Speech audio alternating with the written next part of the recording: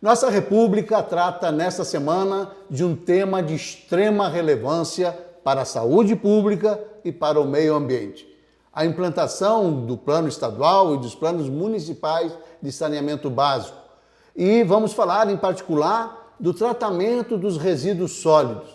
E para conversar sobre esse assunto, está aqui conosco o professor e pesquisador da UFMT, o engenheiro Paulo Modesto. Professor, muito obrigado por sua participação. Seja muito bem-vindo. Mauro, a satisfação é minha. É muito bom a gente poder ter uma discussão sobre a problemática dos resíduos sólidos, em especial em nossas cidades. É um tema bastante interessante.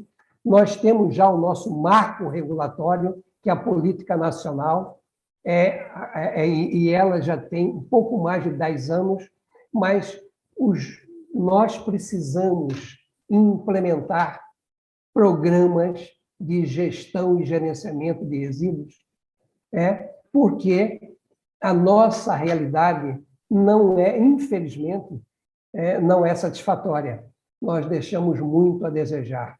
E aí os pecados são não só do poder público, mas também da sociedade, que não tem feito o seu papel. Professor, o senhor falou que já tem mais de 10 anos do marco regulatório desta questão dos planos estaduais e municipais, do saneamento básico. Tem essa legislação que não é cumprida. A gente vem discutindo, por exemplo, as questões dos lixões há décadas e não tem uma solução. A lei não é implementada. O que acontece de fato? O que está por trás dessa situação de não funcionamento das prefeituras e do Estado de implantar os lixões e tomar as providências de saneamento que são necessárias e estão reguladas em lei? Mauro, não é uma questão fácil, né? Nós vivemos uma realidade em nosso país, em especial os pequenos municípios, e aqui em Mato Grosso, 70% dos municípios têm menos de 30 mil habitantes, e a grande maioria deles tem dificuldades econômico-financeiras. Não são municípios que oferecem sustentabilidade do ponto de vista de investimento em saneamento como um todo, em especial resíduos sólidos. Então, é preciso que o governo federal, certo, ofereça recursos para os municípios. É preciso que o nosso Estado participe efetivamente das políticas públicas de saneamento. O nosso Estado tem estado muito distante dessas questões. Nós somos o único Estado na federação que não tem uma companhia de saneamento. E desde a época que isso foi extinta, o saneamento ficou por conta dos municípios. Os municípios têm enorme dificuldade, não só financeira, mas também do ponto de vista de recursos humanos, técnicos. Então, essas questões tornam o problema muito mais delicado. É preciso não só recurso, mas é preciso todo um programa de capacitação. É claro que, capitaneando tudo isso, nós precisamos também de vontade política, né? Deixa eu lhe perguntar, professor. É óbvio, a gente sabe que os municípios são muito pobres, têm dificuldade de recurso, aqui em Mato Grosso principalmente, no Brasil inteiro, mas aqui em Mato Grosso principalmente, nós temos essa dificuldade e temos, inclusive, muitos municípios com problemas no CADIM, com dificuldades para firmar convênios com a União e com o Estado. Mas essa é uma questão muito séria. É uma questão que, a meu ver, e eu posso estar falando uma besteira, deveria estar acima dessas questões burocráticas. Por exemplo, da impossibilidade de um município estar cadastrado lá no CADIM e não pode receber recursos federais ou recursos estaduais. Tem como suplantar isso? Com a legislação que trata desse assunto não prevê alguma brecha nesse sentido, já que obriga os municípios a fazer a lição de casa? Eu gostaria de destacar, Mauro, Mato Grosso como um estado que teve um avanço significativo do ponto de vista de elaboração dos seus planos municipais de saneamento. Dos 141 municípios do estado, certo? 140 têm planos municipais de saneamento. Qual é o município que não tem? O senhor lembra? O município que não tem é Sinop. Ele só tem de água e de esgoto, mas não tem de resíduos sólidos e de drenagem.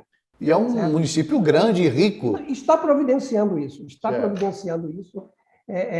Mas o que eu quero dizer é o seguinte: então, teoricamente, nós estamos, do ponto de vista dessa estrutura de planejamento, né, nós estamos muito bem situados em termos de país. Os nossos municípios têm, todos eles, o seu plano. Mas implantados, alguma política, qual que é a cidade que tem? Temos 3, 4 cidades? Agora a questão exatamente é o seguinte: é como implementar aquilo que está nos planos. Isto é, não só a questão da água, como do esgoto, como dos resíduos. A Universidade Federal isso terminou em 2017, elaborou 111 planos municipais de saneamento. Dos 141 municípios do estado, nós elaboramos, conjuntamente com os municípios, 111 planos municipais.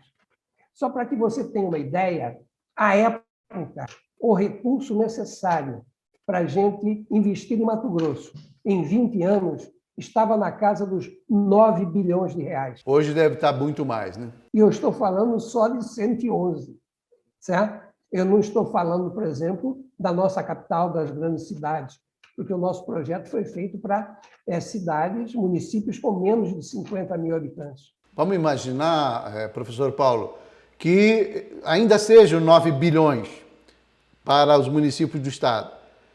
Isso significa 50% do orçamento estadual.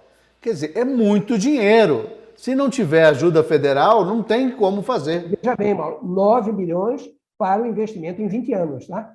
Deixa claro isso. Entendi.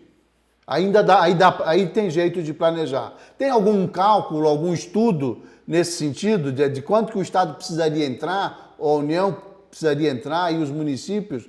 Tem alguma previsão nesse sentido, de financiamento desses planos? Não dos planos em si, mas da implementação? No Plano Nacional de Saneamento, para a região centro-oeste, olha, de cabeça me pegou de surpresa. De cabeça eu não me lembro. Mas a União estabeleceu para a região centro-oeste. Mas é muito aquém da necessidade o recurso disponibilizado pelo governo federal. Quer dizer, a possibilidade de disponibilização. Entendo. A outra questão é que o Estado também precisa fazer a sua parte. E o município também deve ter a sua responsabilidade. Certo? Mas eu acho, Mauro, que hoje a questão não é tão somente recurso. É claro, recurso nós, inclusive, hoje talvez tenhamos mais dificuldade do que tínhamos aí há 4, 5 anos atrás, em função desse novo cenário do país. O governo federal não tem dinheiro para botar no saneamento. Tanto é que ele está buscando toda uma forma de terceirizar, de privatizar essa questão. E a gente entende por quê. Certo? Então, essa é uma questão. E a privatização pode ser uma solução mesmo, professor? Olha, pode ser uma solução em função dessa realidade, mas é preciso que a gente tenha uma boa regulação. Não é possível a gente deixar essas coisas soltas. Certo? Nós precisamos ter órgãos reguladores fortes, que tenham competência técnica. Nós precisamos ter isso muito bem estabelecido, transparente, de direitos e deveres nesses processos de privatização. Porque realmente é complicado, né? O que é que a gente vê hoje no Estado? Uma série de agências municipais de regulação, algumas delas precárias, certo? Que foram feitas apenas para atender a privatização de água do esgoto. Quer dizer, como é que nós podemos... Essas agências reguladoras não teriam estrutura técnica para fiscalizar, para acompanhar? Elas, sim. Uma boa base... Existem exceções, claro. Aqui, por exemplo, na capital, Rondonópolis, por exemplo, são cidades que têm agências reguladoras que funcionam, certo? Capaz de fazer face a esse desafio. Né?